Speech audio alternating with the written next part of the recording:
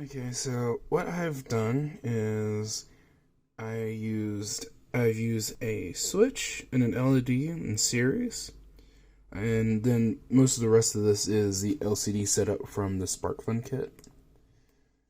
I set the LED to a pseudo random I used a pseudo random method to have it blink.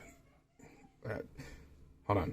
I used a method to have it blink at a pseudo random time, and the switch controls it turn on and off using the switch. And the code is just slightly modified so it says counting instead, which it is just taking the milliseconds and dividing by 1,000. And the other modified bit I added is two modulo if statements that causes the pseudo-random blinking on the LED.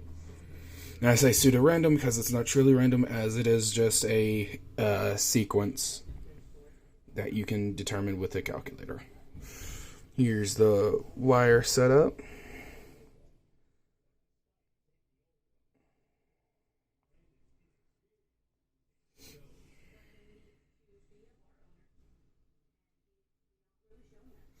I hope that can be seen very easily.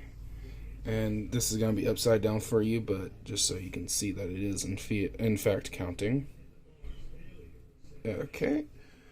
I'm going to try to upload this now.